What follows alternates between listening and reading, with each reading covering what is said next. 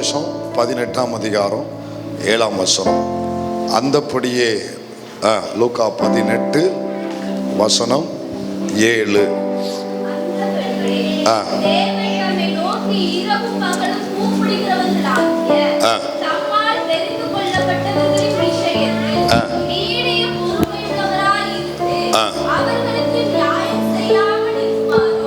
அல்லேலூயா. நியாயம் செய்யும் தேவன் நியாயம் செய்யாமல் இருப்பாரோ? ஸோ போன வாரத்தில் இதை நம்ம தியானிக்க ஆரம்பித்தோம். நியாயம் செய்யாமல் இருப்பாரோ அப்படின்னு தியானித்து அதிலிருந்து எதனால் இந்த உலகத்தில் எங்கே எனக்கு நியாயம் கிடைக்காவிட்டாலும் என் தேவனிடத்தில் எனக்கு நியாயம் கிடைக்குங்கிற ஒரு உறுதியான நம்பிக்கை நம்ம எல்லாருக்குமே இருக்குது. இந்த நம்பிக்கை ஒன்று தான் பல சூழ்நிலைகளிலிருந்து நம்மளை வெளியே கொண்டு வருது. பல கட்டங்களில் நம்ம சோர்ந்து போகக்கூடிய சூழ்நிலைகள் நமக்கு வரும்போது எது நம்ம வெளியே கொண்டு வருதுன்னா, இந்த தேவன் மேலே நம்ம வச்சிருக்கிற இந்த நம்பிக்கை தான் அந்த சூழ்நிலையிலிருந்து நம்மளை வெளியே கொண்டு வருது. நம்ம கூட இருக்கிற நிறைய பேருக்கு இந்த பாக்கியம் கிடையாது. உங்கள் அருகில் உள்ள பிற மக்கள், உங்களை சுற்றி வாழ்கிற மற்றவர்களுக்கு அவர்களும் சில நெருக்கடிக்குள்ளே போகிறார்கள், நீங்களும் போகிறீங்க. எங்கே வித்தியாசப்படுறீங்கன்னா, அவர்களுக்கு இதிலிருந்து நம்ம வெளியே வருவோமா, இது நமக்கு என்னவா முடியும், இது எப்படி நடக்க போகுது, நம்ம குடும்பம் எப்படி அடுத்து பிழைக்க போகுது, எப்படி இதுலேருந்து வெளியே வர, இப்படி ஒரு கேள்வியோடு அவங்க வாழ்கிறாங்க. வெளியே வருவோமா இல்லையாங்கிற நம்பிக்கை அவங்களுக்கு கிடையாது. ஆனால் அதில் தான் நீங்கள் வித்தியாசப்படுறீங்க. உங்களுக்கு நமக்கு ஒரு நம்பிக்கை உண்டு, இதிலிருந்து நான் வெளியே வருவேன் அப்படின்னு. தேவன் மேலே நமக்கு ஒரு பெரிய நம்பிக்கை இருக்குது. பார்த்தீங்களா? இதுதான் மற்றவர்களை விட்டு நம்மளை விசேஷப்படுத்துது, நம்மளை வித்தியாசப்படுத்துது. உங்களை சுற்றி இருக்கிறவர்களுக்கு அந்த நம்பிக்கை கிடையாது. ஏதோ வண்டி ஓடுது அப்படின்னு வாழ்கிறாங்க. ஆனால் உங்களுக்கு அந்த ஹோப் இருக்குது, அந்த நம்பிக்கை உங்களுக்கு இருக்குது, நான் வெளியே வந்துடுவேன் அப்படின்னு. அப்போ இந்த தேவன் மேலே நம்ம உறுதியான ஒரு நம்பிக்கை உள்ளவர்களாக இருக்கிறோம். அதாவது சில நேரங்களில் நம்ம விசுவாசத்தில் பின்தங்கினவர்களாக இருந்தாலும் கூட உள்ளான இருதயத்தில் ஆண்டவர் மேலே ஒரு நம்பிக்கை இருக்குது. சரிக்கா, அவர் பார்த்துக்கிடுவாரியா, அவர் கண்டிப்பாக எனக்கு ஒரு நியாயம் செய்வார் அப்படின்னு தேவன் மேலே இப்படிப்பட்ட நம்பிக்கை வருவதற்கு என்ன ரீசன் அப்படின்னு நம்ம போன வாரம் தியானிக்க ஆரம்பித்தோம்.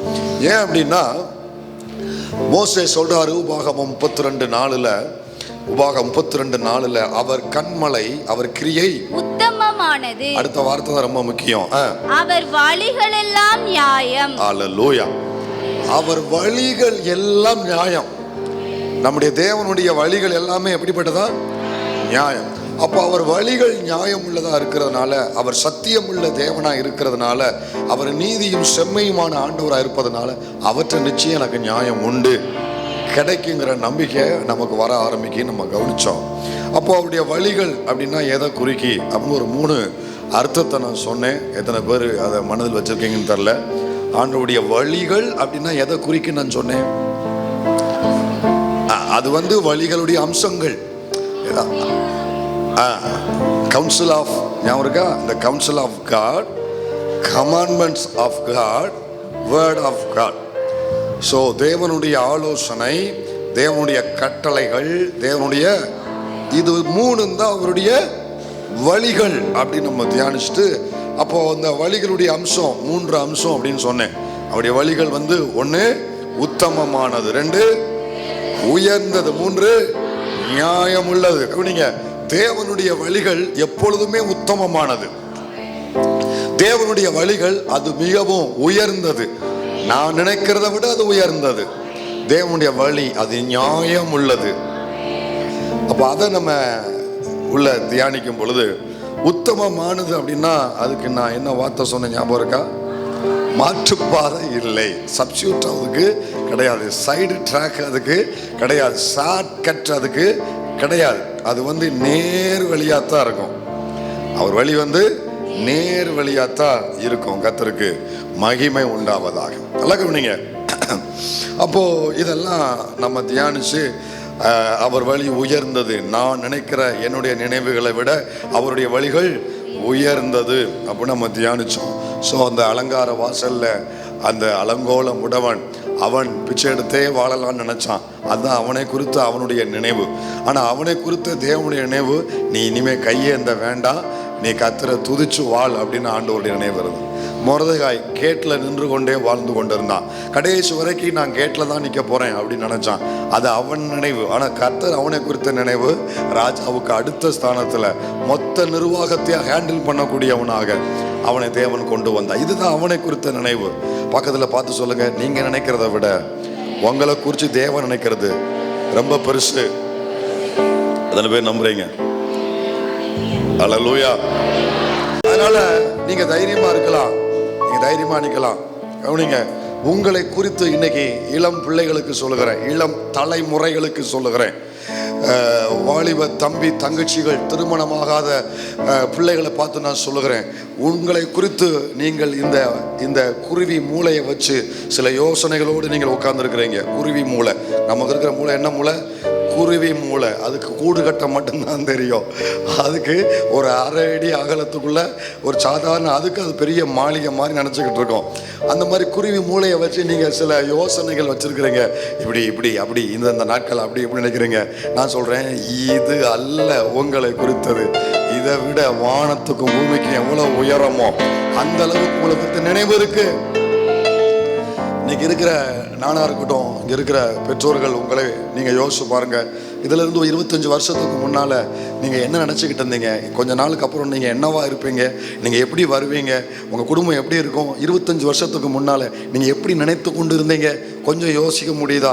அந்த நினைவு எப்படிப்பட்ட நினைவுன்னு அதையும் இன்னைக்கு நீங்கள் கர்த்தர் உங்களை வச்சிருக்கிறதையும் கொஞ்சம் நீங்கள் இணைச்சு பார்த்தீங்கன்னா அதுதான் உங்கள் மூளை. இதுதான் கர்த்தருடைய ஞானம். உங்கள் பெற்றோரை போய், உன் தகப்பனை போய் கேட்டுப்பார், உன் தாயை போய் கேட்டுப்பார். இன்னைக்கு போய் சாப்பிட்றதுக்கு முன்னால் அம்மா அப்பாட்ட போய் கேட்டு பாருங்க, 25 வருஷத்துக்கு முன்னால் நீங்கள் எப்படி நினச்சிக்கிட்டு இருந்தீங்க? எப்படி வாழ்வோம், எப்படி இருப்போம்னு எப்படி நினச்சிக்கிட்டு இருந்தீங்க? அதையும் கேட்டு வாங்குங்க. இன்னைக்கு கர்த்தர் எப்படி வச்சிருக்கிறாருங்கிறதையும் பாருங்க. ரெண்டையும் நினைச்சு பாருங்க. உங்களை குறித்த தேவத்திட்ட எவ்வளவு பெருசுன்னு தெரியும். அல்லேலூயா. அதனால நம்புவே நம்புவே, இதுல நம்ம உறுதியான நம்பிக்கை உள்ளவங்களா இருக்கணும். எலியா அவனை குறித்து வைத்திருந்த நினைவு ரொம்ப ரொம்ப சோகமானதா. அதோட முடிச்சோம் இல்லையா? அவன் முற்றுப்புள்ளி வைக்கும்படி தீர்மானித்தான். ஓட்டத்துக்கு, ஊழியத்துக்கு, விசுவாச அந்த வாழ்வுக்கு, தரிசன பாதைக்கு முற்றுப்புள்ளி வைக்கலாம் அப்படின்னா ஆண்டவர் நம்மளை பார்த்து கேட்கிறாரு, உன் வாழ்க்கையை யார் துவக்குனது?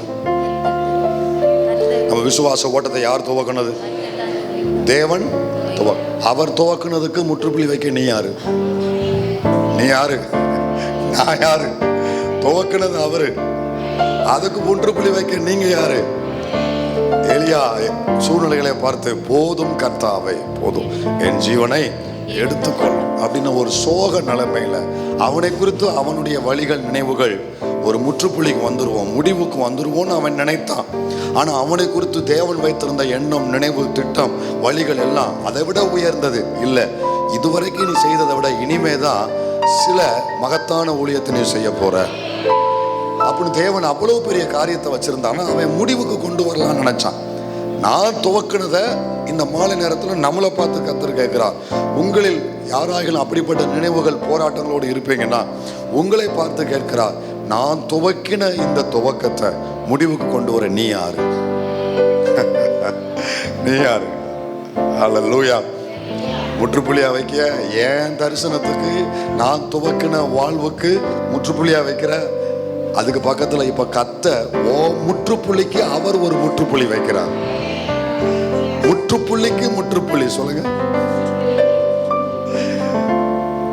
உன் காரியத்திற்கு முற்றுப்புள்ளி வைக்கல, நீ வச்ச முற்றுப்புள்ளிக்கு முற்றுப்புள்ளி வைக்கிறார். இல்ல நடக்காது, இல்ல வேண்டாம் போதும் அப்படின்னு நீ ஒரு முற்றுப்புள்ளி வைக்கிற. கர்த்தர் வந்து அந்த முற்றுப்புள்ளிக்கு ஒரு முற்றுப்புள்ளியை வச்சு, இல்ல நடக்கும், இல்ல செய்வேன், இல்ல நிறைவேற்றி கொடுப்பேன் அப்படின்னு ஆண்டவர் நமக்கு வாக்கு சொல்லுகிறார். ஹல்லேலூயா.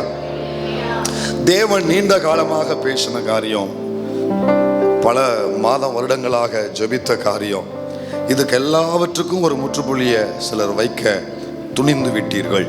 முற்றுப்புள்ளி வைக்க துணிந்து விட்டீர்கள்.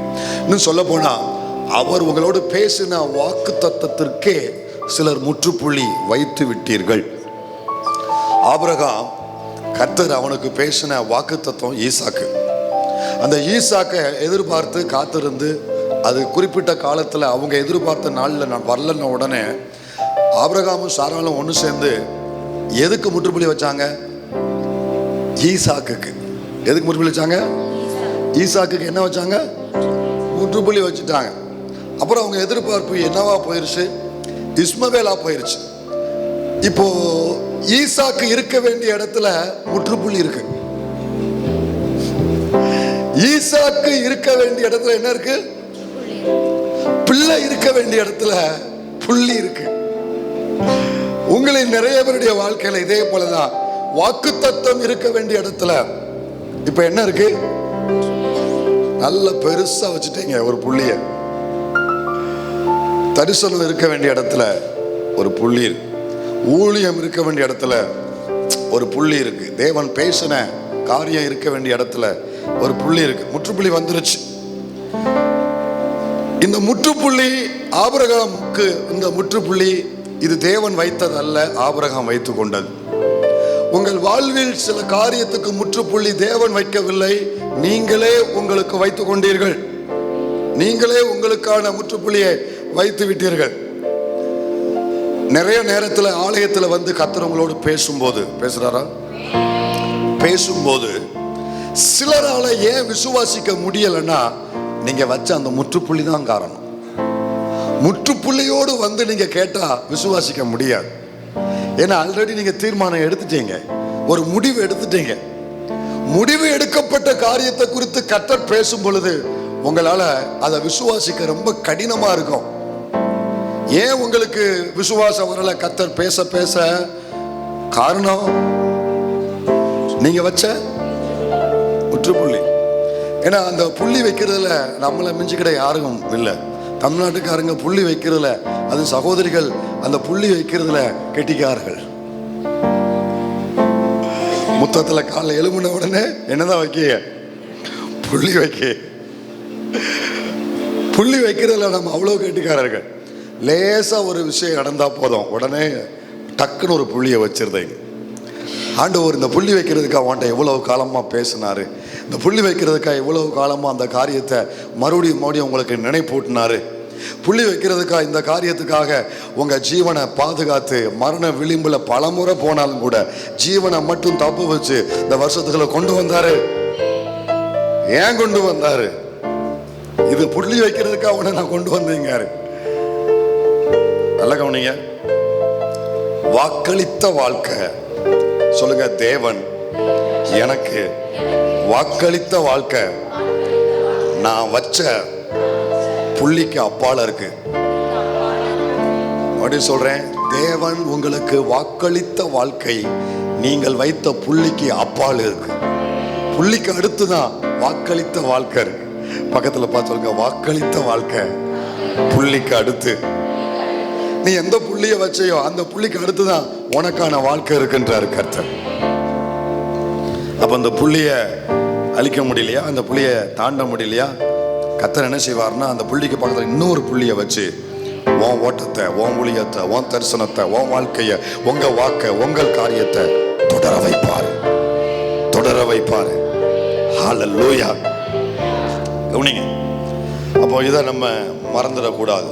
மூணாவது, தேவனுடைய வழி நியாயம் உள்ளது. ஸோ உத்தமமானது, உயர்ந்தது. நான் நினைக்கிறத விட அது உயர்ந்தது. ஸோ மூணாவது நியாயமானது. இந்த விஷயத்தை யார் சொல்றா? மோசே சொல்றார். மறுபடியும் அந்த வசனத்தை பாருங்களேன். உபாகம் 32:4. அந்த வார்த்தையை மட்டும், அவர் வழிகள் எல்லாம் நியாயம். நியாயம் போதும். கவனிங்க, தேவனுடைய வழிகள் நீங்க உத்தமமானது அப்படின்னு சொன்ன மாதிரி, தேவனுடைய வழிகள் உயர்ந்தது அப்படின்னு நீங்க சொன்ன மாதிரி, ஒரு நாள் வரும் நீங்க சொல்லுவீங்க, தேவனுடைய வழி உண்மையிலேயே அது நியாயமானது தான் அப்படின்னு நீங்க சொல்லுவீங்க. ஆரம்பத்தில் நடக்கிற காரியங்கள் உங்களுக்கு அவர் வழி நியாயமானதானா? எனக்கு இவ்வளவு அநியாயம் நடக்கு, என் வாழ்க்கையில் எல்லா இடத்துலையும் நியாயம் மறுக்கப்படுது, என்ன நான் தவறு செஞ்சேன்? எந்த தவறும் செய்யாத எனக்கு அநியாயத்தின் மேல் அநியாயம் எனக்கு செய்யப்படுது நியாயம் மறுக்கப்படுது, இப்படி நீங்கள் புலம்பிக் கொண்டு இருக்கலாம். ஆனால் நல்ல கவனிங்க, ஒரு நாள் வரும் காரியத்தின் முடிவில். சொல்லுங்க, காரியத்தின் முடிவில். காரியத்து துவக்கத்தில் சந்தேகம் வரும், கேள்வி வரும், அவர் வழி நியாயமானது தானாங்கிற பல நேரங்களில் நமக்கு இந்த டவுட்லாம் வர ஆரம்பிக்கும். ஆனால் காரியத்தின் முடிவில் அந்த காரியங்களை தேவன் கையாளுகிற விதம், அந்த காரியத்தை மாறுதலாய் முடிய பண்ணுகிற விதம், இதெல்லாம் உங்களை கண்ணால் பார்க்க வச்சு நீங்கள் அன்றைக்கி என்ன சொல்லுவீங்கன்னா, அவர் வழி நியாயமானது தான் என்று நீங்கள் சொல்வதை விட, அதை மட்டும் சொல்ல மாட்டேங்க, இதை விட வேற நியாயமானது வேற எதுவுமே இருக்க முடியாதுங்கிற அளவுக்கு நீங்கள் சொல்லுவீங்க. இதுதான் நியாயமானது, இதை விட வேற நியாயமானது ஒன்றுமே இல்லை அப்படிங்கிற அளவுக்கு நீங்கள் சொல்லுவீங்க. சூப்பர்லேட்டிவ் டிகிரியில் நீங்கள் பேச ஆரம்பிப்பீங்க. எப்படி பேச ஆரம்பிப்பீங்க? சூப்பர்லேட்டிவ் டிகிரியில் நீங்கள் பேச ஆரம்பிப்பீங்க. இதை விட ஒரு நியாயமானது அது இல்லவே இல்லை அப்படின்னு அவர் வழி நியாயமானது தானா என்று சந்தேக கேள்வி எழுப்பின உங்களை சொல்ல வைப்பாரு கர்த்தர். நான் 2 உதாரணங்களை சொல்லி முடிக்கிறேன். கவனிங்க. நம்பர் 1, முதல் உதாரணம் ஜோசப், யோசேப்பு. சம்பவம்லாம் தெரியும், என்ன கவனிச்சா நீங்கள் போதுமானது.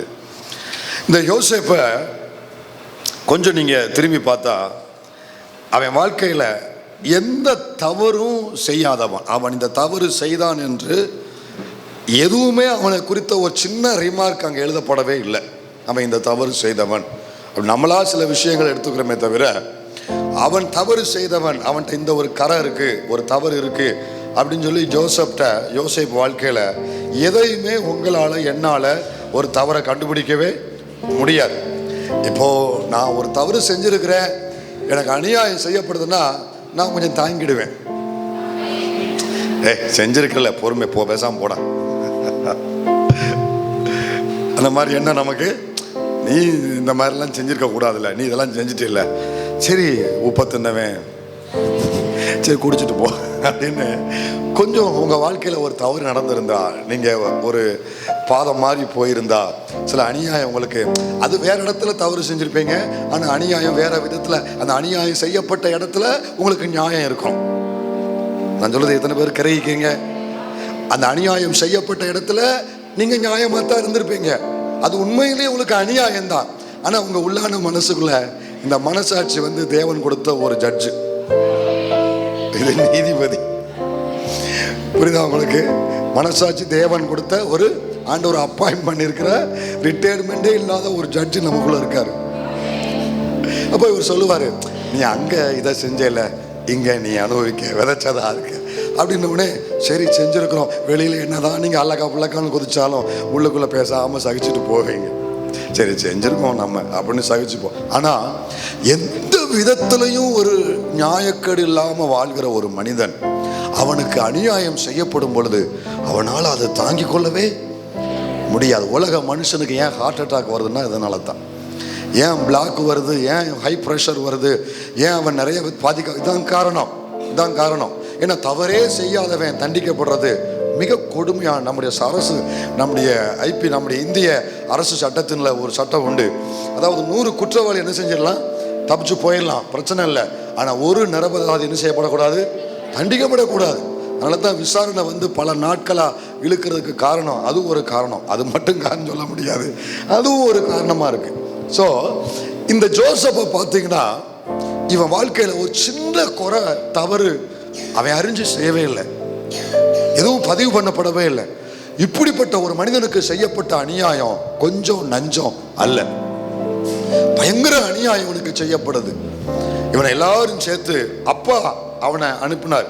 அப்பா அனுப்பினால தான் வந்தான், அப்பா அனுப்பி தான் அவன் புறப்பட்டு வந்தான். தகப்பன் அனுப்பி தான், தகப்பன் சொன்னதுனால தான் புறப்பட்டு வந்தான். ஆனால் இவங்க எல்லாவனும் சேர்ந்து ஒரு பிளான் பண்ணி அவனை கொன்று போட அல்லது குழியில் போட ஒரு திட்டம் பண்ணி செய்கிறாங்க. அப்போ இது எந்த விதத்தில் நியாயமா இருக்கும் சொல்லுங்க? அவர்களுக்கு ஏதாவது அநியாயம் செஞ்சானா? இல்லை. இதை எந்த விதத்திலையுமே மனுஷகத்தில் ஏற்றுக்கொள்ளவே முடியாது. அவ்வளவு பெரிய அநியாயம் அவனுக்கு செய்கிறாங்க.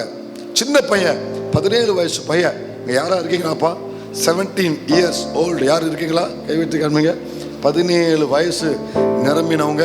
இந்த பாப்பா இருக்கா? வேற தம்பி யார் இருக்கீங்களா? 17 வயசு, அது 18 வயசா இருக்கீங்களா? இந்த பயில்கள் ஏன் உயர்த்த மாட்டேங்காங்க தெரியுமா? வயசு தெரிஞ்சிருன்னு சொல்லலாம். எங்கடைய வயசு தெரிஞ்சு நான் என்ன செய்ய போறேன்? சார் கவனிங்க, அவ வயசு 17 வயசு. அந்த பிள்ளைய போய் ஒரு தண்ணீர் இல்லாத ஒரு கிணத்துல தூக்கி போடுறாங்களே. அடிக்கடி எசக்கு புசக்கு விழுந்து தலையில அடிபட்டான். எப்படியா தலையில விழுந்து உயிர் போயிடுச்சுன்னா என்ன ஆகும்? இதெல்லாம் யோசித்தாங்களா? காட்டு மராண்டி பயலுக. என்ன பயலுக? காட்டு மராண்டி. ஈவு இறக்கம் இல்லாதவனுங்க. கூட பிறந்தவன் கொஞ்சம் ஒரு ஈரம் மண் இருக்க வேண்டாமா? கொஞ்சம் ஒரு ஈரமாவது இறக்க வேண்டாம்? ஒரு ஈரம் இருக்க வேண்டாமா? எதுவுமே இல்லை. இவ்வளவு கொடூரமா அவனை நடத்துறதுக்கு அவன் என்ன செஞ்சான்? அப்படி அவன் என்ன செஞ்சான்? என்ன தவறு செஞ்சான்? இவ்வளவு கொடூரம் அநியாயம் அவனுக்கு செய்யப்படுது. அதெல்லாம் சகித்து கொண்டு அவன் இருக்கான். ஆனா அப்படியே நீங்க 15-20 வருஷத்தை தாண்டி வாங்க. நீங்க தாண்டி வந்துட்டு அதே ஜோசப் சொல்றான். என்ன சொல்றான்னா, கவனிங்க, அன்னைக்கு கடந்து போகும் பொழுது உங்களை மாதிரி என்ன மாதிரி அவன் யோசிச்சிருக்கலாம். என்னாண்டவரே, உங்க வழி நியாயமானது தானா அப்படிங்கிற ஒரு கேள்வி அவனுக்கு வந்திருக்கலாம், மனசுல வந்திருக்கலாம். அந்த சூழ்நிலைக்கு போகும்போது எல்லாருக்கும் வரத்தான் செய்யும். இப்படி செய்யறாங்களே, நீங்களும் பார்த்துக்கிட்டு இருக்கீங்களே, குறுக்க வரக்கூடாதா, ஏதாவது ஒன்று செய்யக்கூடாதா அப்படின்னு நம்ம நிறைய நேரத்தில் நினைக்கிற மாதிரி அவன் நினைச்சிருக்கலாம். அப்படி நினைத்த ஜோசப் ஒரு 20 வருஷம் கழிச்சு அவனுடைய 30 வயசுக்கு முடிந்த பின்பு அவன் சொல்றான். என்ன சொல்றான் தெரியுமா? கர்த்தருடைய வழி நியாயமானது என்பதை இன்னைக்கு நான் அறிந்து கொண்டேன். நீங்கள் தீமை செய்ய நினைத்தீர்கள், தேவனோ அதை எனக்கு நன்மையாக மாற பண்ணினான். அந்த வழி நியாயமானதுதாங்கிற பார்வையை கர்த்தர் அவனுக்கு கொடுத்தான். ஆண்டவர் எப்போதுமே புரிஞ்சுக்கொடா புரிஞ்சுக்கொடா புரிஞ்சுக்கடான்னு சொல்லி போராடிட்டு கடைசியில் அமைதியாயிருவார். நீ உனக்கு புரியாம பேசாம இருந்தாலும் பரவாயில்ல. எப்ப புரிய வைப்பாருன்னா கண்ணால பார்க்க வச்சு, இப்ப புரியுதாடா உனக்கு? சொல்லி புரியாதவர்களுக்கு தேவன் செய்து காண்பித்து, இப்ப புரியுதா, என் வழி நியாயமானதுதான். பக்கத்துல பார்த்து சொல்லுங்க, சொல்லி புரியாவிட்டால் செய்கிறவருக்கு பொறுமையா இருங்க. நான் சொல்றான், இது உண்மையிலேயே கர்த்தருடைய வழி. இப்ப நான் சொல்றேன், அன்னைக்கு குழியில போடப்படும் பொழுது அந்த வழி நியாயம் தானா, ஆண்டவற்ற நியாயம் இருக்கா அப்படின்லாம் நான் யோசித்தது உண்டு. ஆனா இப்ப சொல்றேன், அவர் நியாயமான தேவன் தான். அனைத்தையும் எனக்கு நன்மையாக மாற பண்ணினா. அன்னைக்கு ஜோசப்ப சொல்ல வைத்த கர்த்தர் இன்னைக்கு வரும் நாட்கள்ல உங்கள் ஒவ்வொருவரையும், அநியாயத்தின் பாதையை நடந்து போகிற உங்களுக்கு, அநியாயம் செய்யப்பட்ட உங்களுக்கு, நீங்கள் சொல்லுவீர்கள், என் கர்த்தரின் வழி நியாயமானதுதான் என்று. யோசேப்பு மாதிரி ஒரு குறிப்பிட்ட நேரத்துல அனுபவித்து சொல்லுவீர்கள், இது நியாயமானதுதான் என்று ரொம்ப உறுதியா சொல்லுவீங்க. பகவானிங்க, இப்பதான் என் பிரசங்கம், இப்பதான் முக்கியமான காரியம். இந்த ரெண்டுக்கும் இடையில, இந்த ரெண்டுக்கும் எதுக்கு இடையில உங்களுக்கு செய்யப்படுகிற அநியாயம், ஆரம்பத்தில் செய்யப்படுகிற அநியாயம், முடிவில் நீங்க கர்த்தரின் வழி நியாயமானதுதான் என்று சொல்லுகிற ஒரு சாட்சியின் நாள்.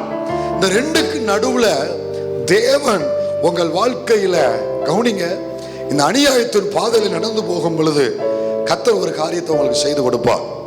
என்ன காரியம்னா, உங்களோடு கர்த்தர் இருக்கிறார் என்றோ, சில இடங்களில் உங்களுக்கான ஃபேவர், காட்ஸ் ஃபேவர், தேவனுடைய அனுகூலம், தேவனுடைய தயவை அங்கே தேவன் உங்களுக்கு கொடுத்து உங்களை நடத்தி கொண்டே வருவார். கொஞ்சம் உங்க வாழ்க்கையினுடைய பாதை அப்படியே ஒரு மேப்பு மாதிரி கண்ணு முன்னால கொண்டு வாங்க. ஆங்க ஒரு பக்கம் அநியாயம் செய்யப்பட்டிருக்கோம், ஒரு பக்கம் மனது ரொம்ப சோகத்துல சோர்வடைஞ்சிருப்பீங்க. ஆனா இடையில ஒரு சின்ன டாட், அங்க ஒரு டாட் வச்ச மாதிரி அநேக இடத்துல தேவனுடைய தயவை, தேவனுடைய அனுகூலத்தை நீங்க பார்த்துக்கிட்டே வருவீங்க. ஆங்காங்கே இந்த அடையாளம் உங்க வாழ்க்கையில இருக்கும். சொல்லுங்க, அற்புதம் இல்லாவிட்டாலும் அடையாளங்கள் உண்டு. சில அடையாளம் ஜோசப் வாழ்க்கையில் அடையாளம் இருந்துச்சானா? இருந்துச்சு. ஆனா துரதிர்ஷ்டவசமா போராட்டத்தின் உச்சக்கட்டத்தில் இருப்பதனால இதை பார்க்க நீங்க தவறிடுறீங்க. எதை பார்க்க? ஆங்காங்கே தேவன் கொடுக்கிற ஃபேவர், கர்த்தர் கொடுக்கிற தயவு இருக்கு பாருங்க, அனுகூலம் இருக்கு பாருங்க. இதை பார்க்கிறதுக்கு நம்மில் அநேகர் தவறி விடுகிறோம். ஏன்னா அது ஆங்காங்கே இருக்கும், மின்மிட்டான் பூச்சி மாதிரி, அப்படி இருளில் மின்னி மறைகிற மாதிரி ஆங்காங்கே ஒவ்வொரு புள்ளி வச்சிருப்பாரு. 2024 ஒரு புள்ளி, 2025 ஒரு புள்ளி, 25 கடைசியில ஒரு புள்ளி, 26 துவக்கத்துல ஒரு புள்ளி. இப்படி வச்சு பார்த்தா அநேகமா பாடுகளும் உபத்திரவுகள் நிரம்பி இருக்கும். ஆனா இடையில ஆங்காங்கே தேவன் காண்பித்த தயவு இருக்கும். பாடு அதிகமா இருப்பதுனால அந்த ஆங்காங்கே லேசா இருக்கிற தயவை பார்க்க மறந்துடும். ஆனா நீங்க இந்த பாடுகளை பார்க்கிற மாதிரி தேவன் காண்பிக்கிற அந்த புள்ளி வச்ச மாதிரி தயவை நீங்க பார்க்கணும். இன்னைக்கு உங்க கண்களை கர்த்தர் அதுக்கு நேரம் வைக்கிறாரு. கஷ்டம், பாடு, துன்பம், துயரம் இதுகளையே நீங்க கவனம் செலுத்தி நேற்று இந்த பாடு, நாளைக்கு இந்த பாடு, இப்படி இதையே நீங்க ஆராய்ச்சி பண்ணிக்கிட்டு இருக்கிற மாதிரி இடையில அந்த இடத்துல ஒரு தயவை தேவன் எழுப்பி தந்தார்ல. முடிவுக்கு வருகிற நேரத்துல சம்பந்தமே இல்லாத ஒரு ஆளை உள்ள கொண்டு வந்து அதை முடிஞ்சு போகாதபடி அதுல இருந்து வெளியே வருவதற்கும் புது வழியை திறப்பதற்கும் அதுல இருந்து என் வாழ்க்கை மறுபடியும் உயிர் பெற்று எழும்புவதற்கும் எனக்கு ஒரு தயவை ஏற்படுத்தி கொடுத்தாங்கல்ல. தயவை திரும்பி பார். தேவன் கொடுத்த தயவை திரும்பி பாருங்கள். யோசேப்பு வாழ்க்கையில பெரும்பான்மையா இப்போ ஒரு சுவர் இருக்கு. இந்த கலர் ஆஷ் கலருங்க. இந்த சுவர் ஓவராலா நீங்க அங்க இருந்து பார்த்தா என்ன கலரா தெரியும்? ஆஷ் கலர் தான் தெரியும். ஆனா இடையில அங்கங்க ரெட் இருக்கு, அங்கங்க வெள்ளை இருக்கு. இதெல்லாம் யாரு கண்ணுக்கும் பக்கத்துல வந்தா தான் ஓஹோ இங்க ஒரு ரெட் இருக்கோ, ஓ இங்க ஒரு வெள்ளை இருக்கோ, இப்படி நமக்கு தெரியும். அதே மாதிரி கர்த்தர் உங்களை இன்னைக்கு பக்கத்துல வர சொல்றாரு. உன் வாழ்க்கையில ஓவரால பார்க்காத, கொஞ்சம் உள்ள வந்து பாட்டா பாரு. எப்படி பாரு? பாட்டா பாரு. கொஞ்சம் பிரிச்சு பாரு. கொஞ்சம் பக்கத்துல வந்து பாரு. ஆங்காங்கே மனிதர்கள் உனக்கு மொத்தத்துல அநியாயம் செய்தாலும் நான் ஆங்காங்கே உனக்கு சில தயவுகளை கொடுத்திருக்கிறேன்ல.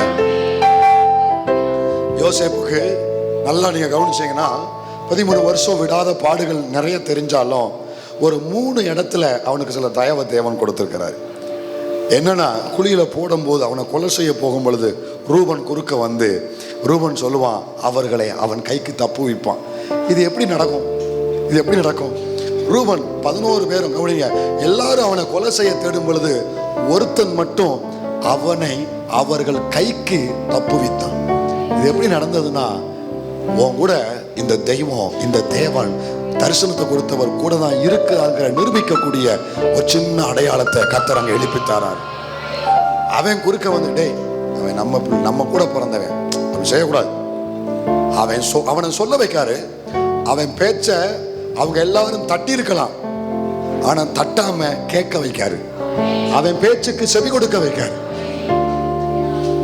அப்ப இந்த இடத்துல தேவனுடைய சர்வ ஆளுகை நிலைத்தோங்கி நிக்கு. உனக்கு அநியாயம் செய்யப்படுகிற இடத்திலையும் தேவனுடைய சர்வ ஆளுகை நிலைத்தோங்கி நிக்கு. அல்லேலூயா. அங்க ஒரு புள்ளி, அங்க ஒரு புள்ளி. அப்புறம் போத்திபார் அரண்மனைக்கு வந்தா கர்த்தர் யோசேப்போடு இருக்கிறார் என்று எஜமான் கண்டு அவன் மேல் தயவு வைத்து. இந்த எகிப்துல ஒரு பழக்கம் உண்டு, நீங்க யாருக்கும் இல்லாதது நடந்துச்சு. எகிப்துல அடிமைகளுக்கு தயவுங்கிறது சரித்திரத்திலே கிடையாது. அடிமை இப்படித்தான் நடக்கணும், சட்டை போடக்கூடாது, நிமிர்ந்து பார்க்கக்கூடாது, குடிஞ்சுதான் நடக்கணும். இந்த அடிமைக்கு ஒரு தயவு கிடைத்தது என்கிறது என்றால் அது யோசேப்பு ஒருத்தனுக்கு மட்டும்தான் நடந்ததை தவிர யாருக்கு நடக்கல.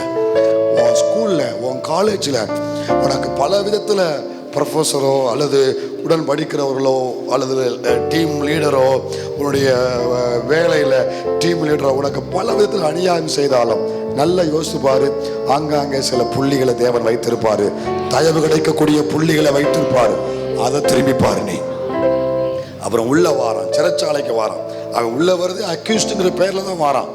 அவன் அக்யூஸ்ட், அது மோசமான கேஸ்ல உள்ள வாரான், மோசமான கேஸ்ல உள்ள வாரான். அப்படிப்பட்டவனுக்கு சிறைச்சாலைக்காரன் அந்த சூப்பர்னன், ஜெயில் சூப்பர்னன் அவன் மேல தயவு வைக்கான். நான் கேட்கிறேன், தேவன் இல்லாம இது நடக்குமா? கர்த்தர் இல்லாம இதெல்லாம் கிடைக்குமா? ரூபன் காண்பித்த தயவு, எஜமான் காண்பித்த தயவு, சிறைச்சாலை சூப்பர்னன் காண்பித்த தயவு கர்த்தர் இல்லாம நடக்குமா? இந்த 3 புள்ளி எதை காண்பிக்கு? நீ போற பாதை அநியாயம் செய்யப்பட்ட பாதையா இருந்தாலும் நான் உன் கூட இருக்கிறேன் என்றும், முடிவில் என் வழி நியாயமானதுதான் என்றும் நீ அறியும்படி உன் கூடவே இருக்கிறேன் என்பதை புரிய வைக்கக்கூடிய அடையாளம் தான் இந்த புள்ளி. பக்கத்துல பார்த்து சொல்லுங்க, உங்களுக்கும் ஆங்காங்கே சொல்ல புள்ளி இருக்கு. தேடி பாருங்க. இந்த பிரசங்கத்தை கேட்கும் போது கொஞ்சம் அப்படியே பின்னால ரீவைண்ட் பண்ணுங்க. எத்தனை பேர் எஸ் பாஸ்டர், ஓவரால பார்த்தா கஷ்டம், ஆனா உள்ள போய் பார்த்தா நிறைய தயவு இருக்கு அப்படின்னு ஒத்துக்கொள்றவங்க மட்டும். எப்போதுமே உங்க சோகத்தை நினைச்சே தூங்கி பழகிட்டீங்க. இன்னைக்கு நைட்டு தேவ தயவை கொஞ்சம் நினைச்சு பாருங்க. அப்படி வீரி எடுத்து உச்சத்துல வரும் பொழுது அப்படி குறுக்க ஒருவரை கத்தர் கொண்டு வருவார்.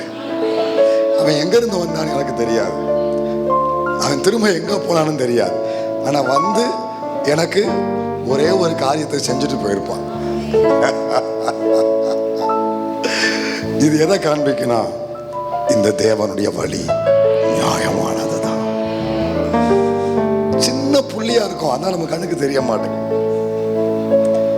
தேவன் கொடுத்த அந்த அடையாளம் என்னும் புள்ளிய கொஞ்சம் நீங்க தேடி பாருங்க, தேடி பாருங்க. எத்தனை பேர் வாழ்க்கையில எஸ் பாஸ்டர் ரியலாவே, சும்மா பேருக்கு இல்லை, ரியலாவே நான் ஓவரால கஷ்டத்தையே நினைச்சுக்கிட்டு இருக்கேன், ஆனா இப்பதான் எனக்கு புரியுது ஆங்காங்கே சின்ன சின்ன புள்ளிலாம் இருக்கு, திடீர்னு ஒரு தயவுலாம் வந்திருக்கு, நான் எதிர்பார்த்த தீமை நடக்கலை, அப்படியே அது ஸ்டாப் ஆயிருக்கு. பெரிய அளவில் நன்மை நடக்காவிட்டாலும் அந்த பெரிய தீமை எனக்கு நடக்கலை, அது ஸ்டாப் ஆயிருக்கு.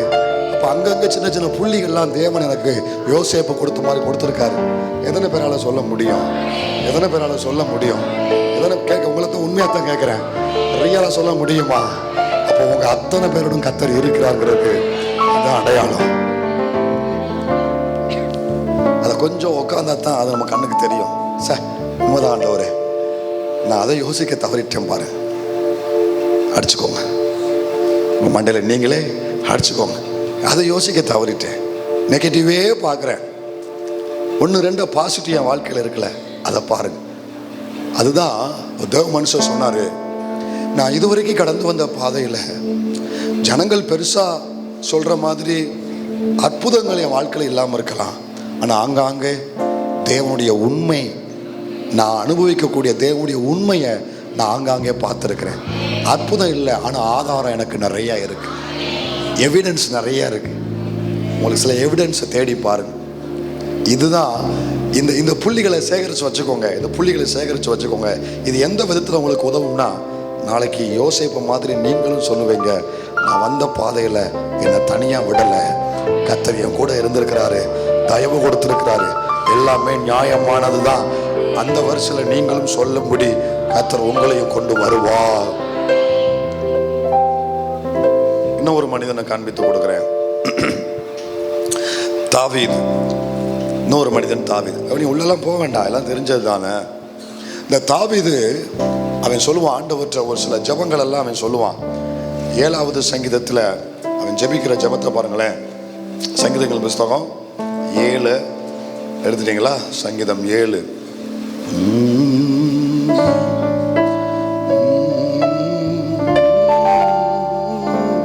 8வது வசனம் வாசிங்க.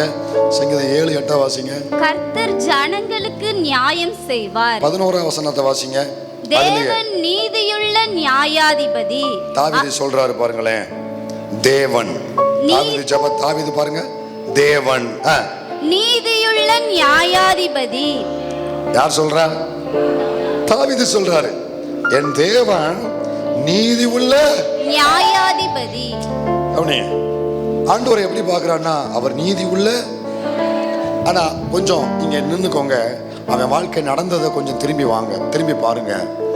அவனுக்கு எங்கேயுமே ஓவராலா பார்த்தா எங்கேயுமே அவனுக்கு நியாயம் செய்யப்படவே இல்லை. எல்லாம் பிறந்ததிலிருந்து அவனுக்கு அநியாயம். பிறந்த உடனே அம்மா அப்பா அவனை தூக்கி எறிகிறாங்க, தாய் தகப்பன் அவனை தூக்கி எறிகிறாங்க. அதான் அவன் கற்பத்தில் இருக்கும் பொழுதே உம்மால் ஆதரிக்கப்பட்டேன். ஏன் சொல்றான்னா, கற்பத்தில் இருக்கும்போது தாயும் வெறுத்துட்டா, தகப்பனும் வெறுத்துட்டாங்க. அது ஒரு ஹிஸ்டரி நான் முன்னாடி சொல்லியிருக்கிறேன். கற்பத்தில் இருக்கும் பொழுதே தாயும் தகப்பனாலும் வெறுக்கப்பட்டவன் தான் இந்த தாவீது. வெறுக்கப்பட்டவனாய் பிறந்தவன் தான் இந்த தாவீது. நம்பர் 1. அங்கேயே அவனுக்கு அங்கேயே அவனுக்கு அநியாயம் செய்யப்படு. எங்க உள்ள இருக்கும் போதே அநியாயம் செய்யப்பட்டு, கருவுல இருக்கும் போதே. அப்படி யாரும் இங்க இருக்கீங்களா? கருவுல இருக்கும் போது யாருக்கு அது அநியாயம் செய்யப்பட்டிருக்கா? கருவுல இருக்கும் பொழுதே அவனுக்கு அநியாயம் செய்யப்பட்டுச்சு. வெறுத்துட்டான். ஊரு உலகம் வெறுக்கலாம், தாய் தப்புன்னு வெறுக்கலாமா?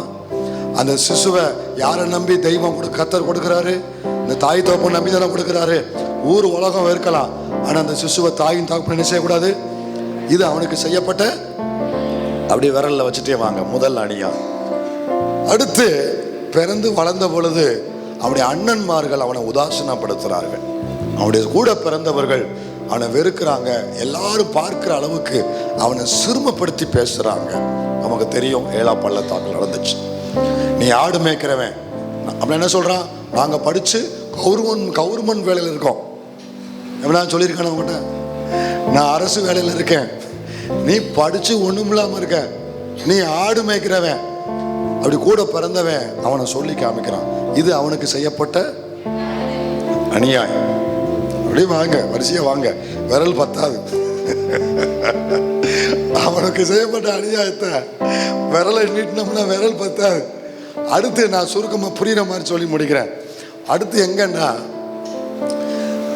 மொத்த சமுதாயம், சொசைட்டி, இஸ்ரவேல் தேசமே அவனை என்ன செய்யறாங்க?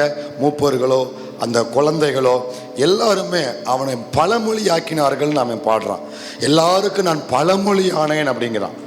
அப்போ ஊரும் அவன் சொந்த பெத்லகேமோ எருசலேமோ இஸ்ரவேல் தேசமோ அவனை வெறுக்கிறாங்க. இது அவனுக்கு செய்யப்பட்ட மூணா ஒன்று ரெண்டா மூணு கூட்டிகிட்டே வாங்க. மூணாவது அநியாயம். சரி, அடுத்து இப்போ 7ஆம் பள்ளத்தாக்கில் கர்த்தர் அவன் மூலம் பெரிய ரட்சிப்பை கொடுக்குறாரு. வெற்றி கொடுத்த உடனே அதுக்கப்புறம் அங்கே தாவீதை அரண்மனைக்கு அப்பாயின்மெண்ட் பண்ணுறான் சவுலு.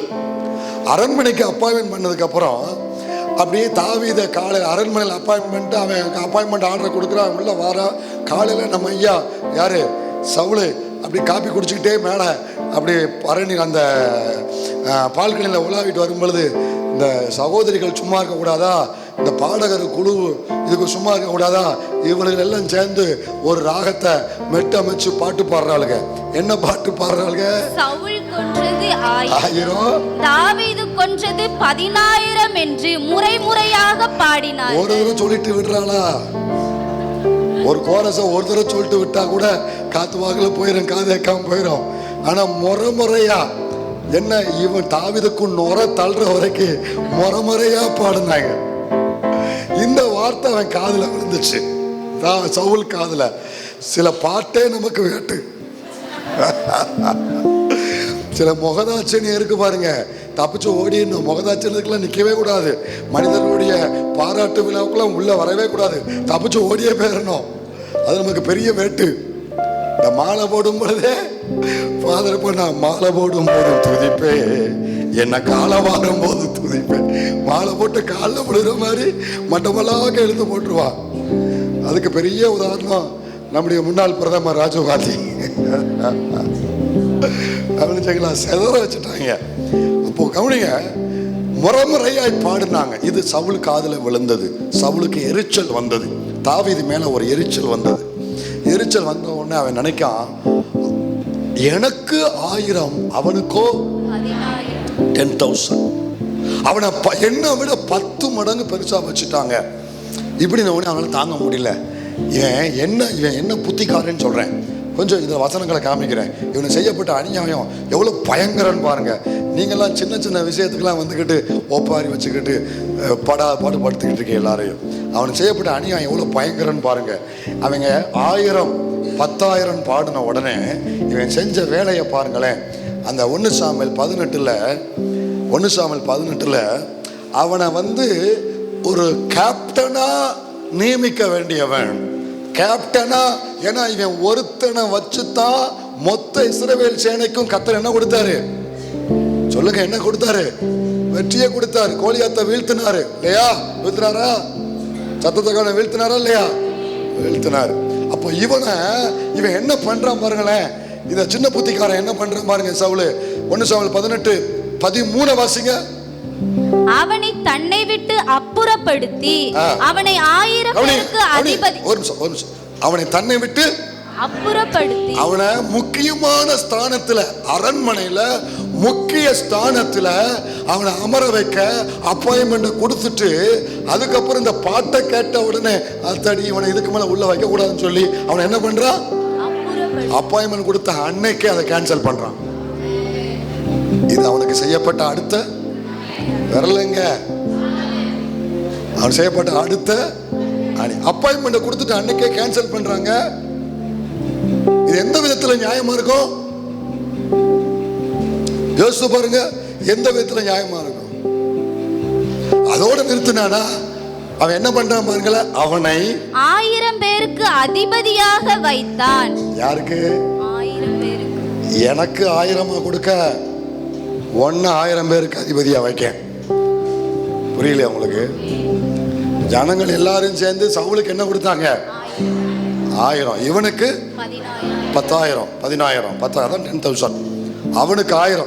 அப்போ தாவீது எனக்கு 1000 கொடுக்க பார்க்கையா, நான் உனக்கு 1000 கொடுக்க அப்படின்னு அவனை கொண்டு போய் சிம்பாலிக்கா உள்ளுக்குள்ள அந்த புத்தியை வச்சுக்கிட்டு 1000 பேருக்கு ஏன் அதிபதியா வைக்கிறோம்னா, கேப்டனா இருக்க வேண்டியவனை 1000 பேருக்கு அதிபதியா வைக்கிறதுக்கு காரணம் என்னன்னா, எனக்கு இல்ல அந்த 1000, உனக்கு தான் அந்த 1000.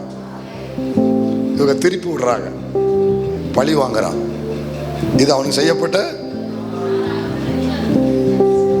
எத்தனை அநியாயம்? முடிஞ்சவனே என்ன பார்த்துட்டு போங்க. எல்லாருமே மேக்ஸுக்கு டியூஷன் போனோம்ல, அவனுக்கு செய்யப்பட்ட அடுத்த அநியாயம். இதோட நிறுத்தினானா? இல்ல, அவன் செய்யற இன்னொன்னு பாருங்க. 19 வாசிங்க. 19 வாசிங்க. சவுலின் குமாரத்தியாக மேராப் தாவீதுக்கு கொடுக்கப்படும் காலம் வந்தபோது அவள் மேகலாத்தியனாகிய அதியேரியலுக்கு மனைவியாக கொடுக்கப்பட்டாள். அவனுக்கு என்கேஜ்மெண்ட் முடிச்சிட்டு கல்யாண நாள் வரும் பொழுது அவளை இன்னொருத்தனுக்கு கொடுத்துட்டான். இது யாரால ஏத்துக்கிட முடியுமா? இது செய்யப்பட்ட இது ஒரு அநியாயங்க. என்கேஜ்மெண்ட் முடிச்சாச்சு, இவளுக்கு இவன் தான், இவனுக்கு அவதான் சொல்லி என்கேஜ்மெண்ட் முடிச்சாச்சு. அப்படி தீர்மானிக்கப்பட்டவளை கல்யாண நாள் வரும் பொழுது அவனை வேதனைப்படுத்த, அவனுக்கு வேதனை கொடுப்பதற்கு, சிறுமப்படுத்துவதற்கு அவனுக்கு நியமிக்கப்பட்ட அந்த பிள்ளைய இன்னொருத்தருக்கு மனைவியா கொடுக்கிறான். இதை எப்படிங்க ஏத்துக்க முடியும்? இப்படி யாருக்கு அநியாயம் செய்யப்பட்டிருக்கா?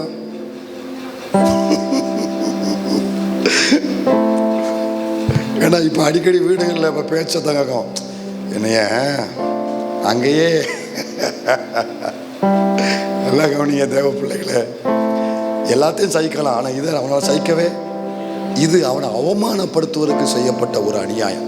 இது அடுத்த எத்தனாவது அநியாயம்? அதோட நிக்கல, அடுத்த ஒரு அநியாயம் செய்யப்பட்டது. அவன் சொல்றான், கவனிங்க 18 25 வசனத்தை பாருங்க. அப்பொழுது சவுல் தாவி ராஜா பரிசத்தை விரும்பாமல் பெலிஸ்தியரின் 100 நுனித்தோலினால் ராஜாவின் சத்தர்களிடத்தில் பழி வாங்க விருப்பமாயிருக்கிறார் என்று சொல்லுங்கள் என்றான். பெலிஸ்தியரின் கைகளினால் விழப்பண்ணுவதே சவுலுடைய எண்ணமாயிருந்தது. அவன் என் பிள்ளைய உனக்கு நான் விவாகம் செஞ்சு கொடுக்கணும்னா எனக்கு பரிசம் கொடு, எனக்கு வந்து நீ என்ன சொல்லுவீங்க, டௌரி, அது என்னது, வரதட்சணை, எனக்கு வரதட்சணை கொடு, டௌரி கொடு. என்ன டௌரி வேணும்னா, பெலிஸ்தியரின் 100, அதாவது 100 பேரை பெலிஸ்தியரை நீ காலி பண்ணணும். அவன் நோக்கம் என்ன அப்படின்னா, பெலிஸ்தியருடைய யுத்தத்துக்குள்ள அனுப்புவோம். பெலிஸ்தியர் வந்து குட்டியை பறி கொடுத்த கரடி மாதிரி இப்போ கோலியாத்து செத்ததுக்கு அப்புறம் வெறி பிடிச்சு போய் இருக்காங்க. அவங்களுக்குள்ள யுத்தம் செய்ய அவனை தள்ளிட்டோம்னா அவங்க கையில தாவீது செத்தான், தாவீது விழுந்துருவான், அவனை காலி பண்ணிடுவாங்க, அவன் சாப்டர் க்ளோஸ். இந்த எண்ணத்துல அவனுக்கு இந்த ஒரு வார்த்தையை சொல்லி அனுப்புறான். அவன் 100 கேட்க நான் 200 தாரேன். அப்ப இது அவனுக்கு செய்யப்பட்ட அடுத்த அநியாயம். இதோட முடிச்சுக்கிறேன். இதுக்கப்புறம் அவனை விரட்ட ஆரம்பிக்கான், கொல்ல ஆரம்பிக்கான். இது எத்தனாவதுன்னு தெரியல, எண்ணிக்கிட்டே வந்தீங்கன்னா தெரிஞ்சிருக்கோம், சரியா? ஆமா, கொல்ல, அதான் சொன்னேன்ல, விரல் 10 சொல்லிட்டேன்ல. அப்போ கொல்ல ஆரம்பிக்கான். அதுக்கப்புறம் தாவீது, என்னை கவனிக்க, முடிக்க போறேன். தாவீத சவுலு விரட்டுறான். விரட்டிக்கிட்டே இருக்கிறான். இங்க இருந்து இங்க, இங்க இருந்து இங்க, இங்க இருந்து இங்க, இங்க இருந்து அங்க, இங்க இருந்து அங்க, இங்க இருந்து அங்க, கடைசியில ஓடுறதுக்கு இடம் இல்லாத அளவுக்கு, தேசத்தை விட்டு அந்நிய தேசத்துக்குள்ள போகக்கூடிய அளவுக்கு விரட்டி கொண்டே இருக்கிறான் தாவீதை. இவ்வளவு காலம், ஏறக்குறைய 13-14 ஆண்டுகள் தாவீதுக்கு அநியாயம் செய்யப்பட்டு கொண்டே இருந்தது. இதன் நடுவில் தான் ஒரு குறிப்பிட்ட இடத்துல கடந்த மாதத்தில் நம்ம தியானித்தோம். அவன் ஜெபம் பண்ணும் ஆண்டவற்ற, தேவனே உமது வல்லமையினால் எனக்கு நியாயம் செய்யும். ஜெபிச்சது காரணம் இதுதான். ஒரு மனுஷனுக்கு எங்க அநியாயம் செய்யப்பட ஆரம்பிச்சு பார்த்தீங்களா? கருவில் இருக்கும்போது ஆரம்பிக்கப்பட்ட அநியாயம் தொடர்ந்து கொண்டே இருக்கு. அவனால சகிக்கவே முடியல, தாங்கவே முடியல, ஓடிக்கொண்டே இருக்கிறான். நிறைய நேரங்கள்ல கேள்வி, சங்கீதத்துல நிறைய கேள்வி கேட்பான். தேவனே மௌனமா இருக்காதீங்க, தேவனே அமைதியா இருக்காதீங்க, தேவனே பேசாம இருக்காதீங்க, சத்துருக்குள்ளுமே மேற்கொள்ள விடாதீங்க, தேவனே எனக்கு அநியாயம் செய்யப்படுது, அநியாய மக்கள் மத்தியில் மாட்டிக்கொண்டேன், எனக்கு நியாயம் செய்வார் இல்ல, எனக்கு நியாயம் உம்மால் வரட்டும், உமது வல்லமை நான் நியாயம் செய்யும். பெருமூச்சு விடுவான், அழுவான், கதறுவான், குடல் வெடிக்கத்தக்க அளவுல கதறிக்கொண்டே இருந்தான் தாவீது. இதன் இடையில இப்படிப்பட்ட தாவீத முடிவில் கர்த்தர் சொல்ல வைத்தாரு. என்ன சொல்ல வைத்தார்னா, அவளை வாசித்த அந்த சங்கீதம் 9 வாசித்த அந்த வசனத்தை மோடி வாசிங்க. தேவன் நீதியுள்ள நியாயாதிபதி. கையில உயர்த்தி எல்லாரும் சொல்லுங்க. வசனத்தை போட்டு இப்ப எல்லாரும் சொல்லுவோமா? தேவன் நீதி உள்ள நியாயாதிபதி. கருவில இருந்து அநியாயத்தை சந்தித்த தாவீது, வாழ்க்கையின் 30 வருஷம் அநியாயத்தை மட்டுமே பார்த்த தாவீது, யாருக்கும் செய்யப்படாத அநியாயத்தை சந்தித்த தாவீது, அநியாயத்தின் மேல் அநியாயம் சகிக்க முடியாத அளவுக்கு சந்தித்த தாவீது, முடிவில் கர்த்தர் அவனை ஒரு சாட்சி சொல்ல வைத்தார். சபையின் நடுவில் எழுவேன் என்று அவன் சொல்லுகிறான். யார் சொல்லுகிறான்? அநியாயத்தை மட்டுமே பார்த்த தாவீது சொல்றான், என் தேவன் நீதி உள்ள நியாயாதிபதி, என் தேவன் நீதி உள்ள நியாயாதிபதி. இந்த சின்ன கூட்டத்தில் அந்த தாவீதை போலவே சிறு வயதிலிருந்து அல்லது கற்பத்தில் புற்பவித்த நாள் முதற்கொண்டு அநியாயத்தை மட்டுமே பார்த்து வாழ்ந்து வளர்ந்து சகித்து பொறுத்து தாங்க முடியாத அளவுக்கு அநியாயத்தை சந்தித்துக் கொண்டிருக்கிற அருமை தேவ பிள்ளையே, அருமை தேவ சகோதரி, தம்பி, தங்கச்சி, அப்பா, அப்பா, நல்ல கவனி. நீயும் ஒரு நாள் இந்த ஆலயத்தில் எழும்பி நிற்ப, முன்னால வந்து சொல்லுவ, எனக்கு வாழ்நாள் முழுவதும் அநியாயம் செய்யப்பட்டது, ஆனால் இப்ப சொல்றேன், என் தேவன் நீதி உள்ள,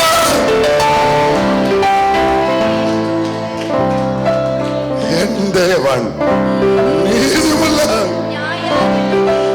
நியாயாதிபதி.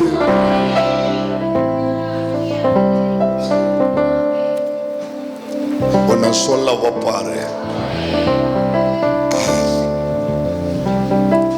நான் முதல்ல சொன்ன மாதிரி ஓவராலா பார்த்தா ஆஷ் கலர் தான் தெரியும், ஆனா உள்ள வந்து பிரிச்சு பார்த்தா மற்ற கலரும் தெரியும். தாவீது வாழ்க்கையை மொத்தமா நான் கொடுத்த இந்த பிக்சரை ஓவராலா பார்த்தா தாவீது வாழ்க்கையில அநியாயம் செய்யப்பட்ட அநியாயம் மட்டும்தான் நம்ம கண்ணுக்கு தெரியுது. ஆனா நான் சொன்னேன்ல, ஆங்காங்கே கர்த்தர் சில புள்ளிகளை வச்சிருப்பான்னு சொன்னேன். தயவு தயவு தயவு, இது கொஞ்சம் உள்ள வந்து பார்த்தா தான் தெரியும். இப்படி சில நேரத்தில் கர்த்தர் என்ன செய்வார்னு சொல்றேன், நம்மளை மூச்சு விட முடியாத அளவுக்கு உச்சக்கட்டம் உபத்திரவம் நமக்கு வரும். மூச்சு கூட உங்களால விட அந்த உச்சக்கட்டத்தில் உபத்திரம் வரும். அந்த உபத்திரவத்தில் இருக்கும் பொழுது கொஞ்சம் ஒரு சின்ன இளைப்பாறுதலை கர்த்தர் கொடுப்பார். ஒரு சின்ன ரிலாக்ஸ், ஒரு சின்ன இளைப்பாறு. அந்த ரிலாக்ஸ் முடிஞ்ச உடனே அதை விட பெரிய உச்சக்கட்டம் வரும். அது முடிஞ்ச உடனே அடுத்து ஒரு சின்ன இளைப்பாறுதல் வரும். அப்படி பழகினவங்களுக்கு அந்த இளைப்பாறுதல் வந்தாலே பயமா இருக்கும். நான் சொல்றது கொஞ்சம் பேருக்கு தான் புரிஞ்சிருக்கு. இதுக்குள்ள போனவங்களுக்கு நல்லாவே புரியும். பாஸ் எப்படி இப்படி பேசுறாரு, நான் நம்புவேன் நம்புவேன். அதாவது நான் அனுபவிச்சதை சொல்றேன். அதனால கவனிங்க, கர்த்தர் கொண்டு போன பாதையை கண்ணால பார்த்து ஏதோ எங்கேயோ கதை கேட்டல்ல, கண்களால் பார்த்தது, கைகளால் தொட்டது அப்படின்னு யோவான் சொன்ன மாதிரி அனுபவிச்சதை சொல்றேன். உச்சகட்டம் ஒரு நெருக்கம், அடுத்து ஒரு சின்ன இளைப்பாறுதல், அதுக்கப்புறம் அதை விட உச்சம். இப்படியே போய்கிட்டு இருக்கும் பொழுது காலப்போக்கில் என்ன ஆயிரும்னா, அந்த சின்ன இளைப்பாறுதல் வந்தாலே பயமாயிரும். அத்தாடி அடுத்து என்ன செய்ய போறான்னு தெரியலையே, அடுத்து எவ்வளோ உயரத்துக்கு அடிக்க போறான்னு தெரியலையே, அப்படி ஒரு பயம் வந்துடும். அந்த அப்படிலாம் வரும், வாழ்க்கையில் வரும், கவனிங்க. ஆனால் நீங்கள் அதைரியப்படாதீங்க, அவிசுவாசப்படாதீங்க. தாவீது வாழ்க்கையில் அந்த புள்ளி எங்கெங்க வந்துச்சுன்னு சொல்கிறேன். எவன் கொல்லும்படி திட்டம் பண்ணி சதி பண்ணி விரட்டுறானோ அவன் வீட்டில் இருந்தே ஒரு யோனத்தான உயிர் நண்பனை கத்தர் கொடுத்தார். அவன் மனம் போல் இருக்கிறவனை கொடுத்தான், அவனுக்கு ஒத்த ஆவி உள்ளவனை கொடுத்தான், அவனை சிநேகிக்கிறவனை கொடுத்தான். தன் நண்பன் தாவீதுக்காக பெத்த தகப்பனையை வெறுக்கக்கூடிய இருதயம் உள்ளவனை கத்தர் கொடுத்தான். அவனுக்காக சவுல்கிட்ட பேசின ஒரே ஆளு யோனத்தான் மட்டும்தான். தாவீதுக்காக சவுல்கிட்ட போய் பேசின, ஆர்குமெண்ட் பண்ண, எதிர்த்து பேசின, நீர் செய்யறது தவறு என்று முகமுகமா எதிர்த்தக்கூடிய ஆவி உள்ளவன் யோனத்தான் மட்டும்தான். அங்கதானே சவுல் அண்ணன் இருக்கான், எவனும் பேச வரல. அங்கதானே சவுலுக்கு அறிமுகமான ஈசா இருக்கான், அவனும் பேச வரல. அப்பையும் வரல, அண்ணன் வரல. எதிரி வீட்டில இருந்தே ஒருத்தனை தேவன் எழுப்பினாரு. அது ஒரு புள்ளி. அடுத்து காட்டில் ஓட பொழுது பசி எடுக்கு ஆசாரியன் அகிமெலக்கிட்ட போய் அப்பம் கேட்குறான். யாருக்கும் கொடுக்கக்கூடாது, ஆசாரியனை தவிர யாருக்கும் அப்பம் கொடுக்கக்கூடாது. ஆனால் தாவீதை பார்த்த உடனே இவன் உள்ளத்தில் ஒரு இரக்கத்தை தேவன் கொடுத்து அந்த அப்பத்தை தாவீது கொடுக்கான். அங்கே ஒரு புள்ளி, அங்கே ஒரு புள்ளி. போன இடங்கள் எல்லாம் இவனுக்கு ஆங்காங்கே கர்த்தர் அவனை காப்பாற்றினார், அவனை பாதுகாத்தார், அவனை பாதுகாத்தார். கவுனிங்க, இந்த சவுலை தாவீதின் கையில் ஒப்பு கொடுத்தாரே தவிர தாவீதை எங்கேயுமே சவுலின் கையில் ஒப்பு கொடுக்கவே இல்லை. இது கர்த்தர் அங்க வச்ச ஒரு புள்ளி. அவன் ஆயுதங்கள் எல்லாம் இவன் மேல் விழாதபடி தேவன் அதை விலகி போக செய்தார்ல, இது ஒரு புள்ளி. ஆங்காங்கே இந்த புள்ளி எதை காண்பிக்கு? நீ போற அநியாயம் நிறைந்த பாதையில், இந்த உலகம் உனக்கு அநியாயம் செய்து அநியாயம் நிறைந்த பாதையில் போறதில்ல, இதில் நான் உன் கூட இருக்கேங்கிறதுக்கு தேவன் காண்பித்த தயவு தான் இந்த யோனத்தான் அகிமெலக்கு தேவன் காண்பித்த தயவு. ஒரு நாள் வந்துச்சு, மொத்த இஸ்ரவேல் தேசமும் தாவீதுட்ட வந்தாங்க. 2 சாமுவேல் 5:1 ஒரு 3 வசனத்தை வாசிட்டு எல்லாரும் ஜெபிப்போம். 1 சாமுவேல் 5 வசனம் 1-3 வரை வாசிங்க. அக்காலத்திலே இஸ்ரவேலின் கோத்திரங்கள் எல்லாம் எப்ரோனில் இருக்கிற தாவீதினிடத்தில் வந்து, இதோ நாங்கள் உம்முடைய எலும்பும். நல்லா கவனிங்களேன், நல்லா கவனிங்க. இந்த நான் சொன்னேன்ல என்ன சொன்னேன்? உங்களை ஆரம்பத்தில் அநியாயம் நிறைந்த பாதையில் நீங்க போவீங்க, முடிவில் நீங்களே சொல்லுவீங்க என் தேவன் நீதி உள்ள நியாயாதிபதி தான். இடையில் ஆங்காங்கே காட்ஸ் ஃபேவர் இருக்கும். நான் சொல்ற செய்தி உள்வாங்கிட்டீங்களா? எல்லாரும் உள்வாங்கிட்டீங்களா? சரி, இப்போ அநியாயம் செய்யப்பட்டது ஒரு புறம், இடையில் தேவனுடைய தயவு ஆங்காங்கே இருந்தது இன்னொரு புறம். முடிவுக்கு இப்போ வந்தாச்சு. இந்த தாவீது முடிவில் சில காரியத்தை கர்த்தர் காமிச்சு கொடுக்கார். இவ்வளவு காலம் உனக்கு அநியாயம் செய்யப்பட்டதில்ல, இப்போ நான் உனக்கு என்ன செய்ய போறேன்னு தெரியுமா? எல்லாவற்றையும் நீ பார்த்து இப்போ நீ சொல்லுவ, நான் உனக்கு நான் உன் நீதி உள்ள நியாயாதிபதி தான் என்று நீ சொல்லுவேன்னு சொல்லி ஒரு காரியத்தை கர்த்தர் காமிச்சு கொடுக்குறார். என்னன்னா, மொத்த இஸ்ரவேல் தேசத்தையும் கொண்டு வரார். மொத்த 12 கோத்திரமும் கொண்டு வந்து தாவீதை பார்த்து சொல்றாங்க. என்ன சொல்றாங்கன்னா, போடு முதல் வசனம் போடு. 1 சாமுவேல் 2 சாமுவேல் 5:1 பாருங்க. அவங்க சொல்றாங்க, நாங்கள் உம்முடைய எலும்பும் உம்முடைய மாம்சமும் ஆனவர்கள். அடுத்த வசனம், சவுல் எங்கள் மேல் ராஜாவாய் இருக்கும் போதே இஸ்ரவேலை நடத்தி கொண்டு போனவரும் நடத்தி கொண்டு வந்தவரும் நீரே. கவனிங்க, அவங்க சொல்ற ஸ்டேட்மெண்ட்லாம் சாதாரண ஸ்டேட்மெண்ட் இல்லைங்க. அவன் ராஜாவா இருக்கும் நாளில் எங்களை நடத்தினவர் நீ. அப்புறம் சொல்றார், கர்த்தர் என் ஜனமாகிய இஸ்ரவேலை நீ மேய்த்து நீ இஸ்ரவேலின் மேல் தலைவனாய் இருப்பாய் என்று உம்மிடத்தில் சொன்னாரே என்றார்கள். இது புரியுதா உங்களுக்கு? கர்த்தர் சொன்னார்ல, நாங்க இப்போ அதை ஏற்றுக்கொள்றோம். ஆண்டவர் உனக்கு என்ன சொன்னாரு? நீதான் ராஜான்னு சொன்னார்ல, இவங்களால அபிஷேகம் பண்ணப்பட்ட 1 சாமுவேல் 17ஆம் அதிகாரத்தில் இவனை ஏற்றுக்கொள்ள முடியல. நல்லா கவனிங்க, அபிஷேகம் பெற்றிருந்தாலும் கிருபை இருந்தாலும் அது ஆக்டிவேட் ஆகக்கூடிய ஒரு நாள் உண்டு, அது செயல்படுவதற்கு ஒரு நாள் உண்டு. அன்னைக்கு தான் ஜனங்கள்ட்ட உனக்கு அங்கீகாரம் வரும். என்ன சொல்றாங்கன்னா, உனக்கு ஆண்டவர் சொன்னார்ல நீதான் ராஜான்னு, அதை இப்போ நாங்க எல்லாரும் ஏற்றுக்கொள்றோம். அவங்க சொல்றாங்க இனிமே நீதான் ராஜா. அடுத்த வசனம் சொல்றாங்க, இஸ்ரவேலின் மூப்பர் எல்லோரும் எப்ரோனில் ராஜாவின் இடத்தில் வந்தார்கள். தாவீது ராஜா எப்ரோனிலே கர்த்தருக்கு முன்பாக அவர்களோட உடன்படிக்கை பண்ணின பின்பு அவர்கள் தாவீதை இஸ்ரவேலின் மேல் ராஜாவாக அபிஷேகம் பண்ணினார்கள்.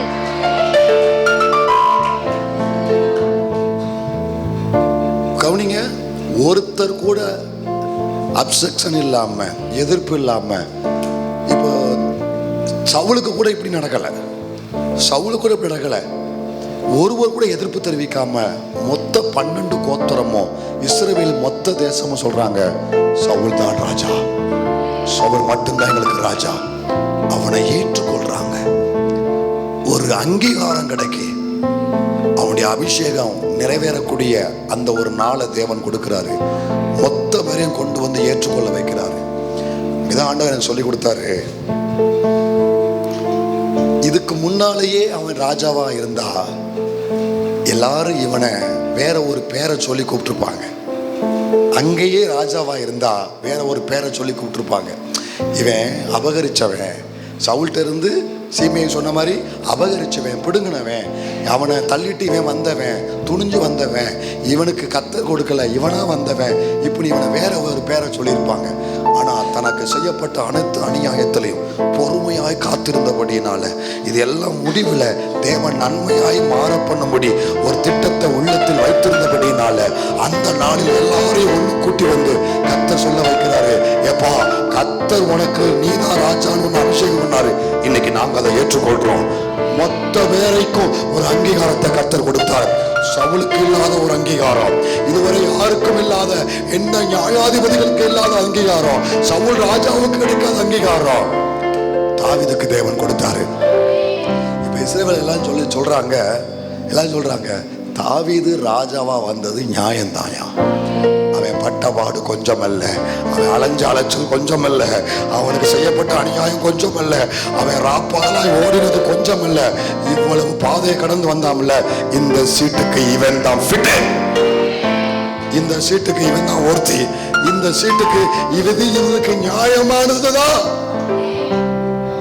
இதுக்கு முன்னால கொடுத்திருந்தா இவர்களே அதை எதிர்த்திருப்பார்கள். ஆனா இவர்களே அங்கீகரிக்கும் ஒரு நாளை தேவன் வைத்து அந்த நாளில் அங்கீகரிக்க வைத்தார் கர்த்தர். இவனுக்கு ஆச்சரியம், அத்தனை பேரும் தன்னை ராஜாவை ஏற்றுக்கொள்றாங்களா? அப்போதான் நின்று கொண்டு சொல்லுகிறான், ஆண்டவரே எனக்கு இத்தனை ஆண்டு அநியாயம் மட்டும் செய்யப்பட்டது, பல கேள்வி கேட்டேன், இன்னைக்கு கண்ணால பார்க்க வச்சுட்டீங்க, இப்ப சொல்றேன் என் தேவன் நீதி உள்ள நியாயாதிபதி. நான் வந்த அனைத்து பாதையில் செய்யப்பட்ட அனைத்து அநியாயத்தையும் எனக்கு நன்மையாய் மாற பண்ணின என் தேவன் நீதி உள்ள நியாயாதிபதி. அனுபவிச்சு சொன்னா நீங்களும் அனுபவிச்சு சொல்லுவீங்க, என் தேவன் நீதி உள்ள நியாயாதிபதி. எவ்வளவு பெரிய அநியாயம் செய்யப்பட்டாலும் அப்படியே அவற்றை கொடுத்துட்டு பொறுமையா நீங்க அமர்ந்திருங்கள். நானே தேவன் என்று அறியும்படி நீங்கள் அமர்ந்திருந்து நானே தேவன் என்று அறிந்து கொள்ளுங்கள். சங்கீதம் 46 சொல்லியிருக்காரு, நீங்கள் அமர்ந்திருந்து அவரே தேவன் என்று அறிந்து கொள்ளுங்கள், அமைதியா பொறுமையா இருங்கள், நீங்களும் சொல்லுவீர்கள் என் தேவன் நீதி உள்ள நியாயாதிபதி. எத்தனை பேர் நம்புறீங்க? ஆண்டவற்றை கேளுங்க, ஒரு அமர்ந்திருக்கிற இருதயத்தை தாங்க, சகித்திருக்கிற இருதயத்தை தாங்க, காத்திருக்கிற இருதயத்தை தாங்க. அவர்களுக்கு யோசேப்புக்கு ஒரு நாளை கொடுத்த மாதிரி, தாவீதுக்கு ஒரு நாளை கொடுத்த மாதிரி, இந்த யோசேப்புக்கு, இந்த தாவீதுக்கு, இந்த பிள்ளைக்கு எனக்கு ஒரு நாளை வைத்திருக்கிறேன். நானும் சொல்லுவேன் என் தேவன் நீதி உள்ள நியாயாதிபதி. முழங்கால் போடுவோமா? தேவ பிள்ளையே, உன் வாழ்க்கையில இது வரைக்கும் அநியாயம் மட்டும்தான் உனக்கு அடையாளமா இருக்கா? இதுக்கு மேல தாங்கவே முடியாத அளவுக்கு உனக்கு அநியாயம் செய்யப்பட்டிருக்கா? இதுக்கு இடையில ஆண்டவர் மேலேயே கேள்வியும் சந்தேகம் உனக்கு வந்திருக்கா? என்னப்பா நீங்க உங்க பிள்ளைனா இப்படி தலைகுனியக்கூடிய அளவுக்கு என் வாழ்க்கையில சம்பவம் நடக்க நீங்க விட்டுட்டீங்களே அப்படிங்கிற ஒரு கேள்விக்குறி உங்க வாழ்க்கையில வந்திருக்கா? நல்லா திரும்பி பாரு. ஆங்காங்கே சில தேவ தயவை உன் வாழ்க்கையில தேவன் கொடுத்ததை இந்த ராத்திரியில திரும்பி பாருங்க. அந்த இடத்துலயே நீ மூழ்கி போக தேவன் விடல.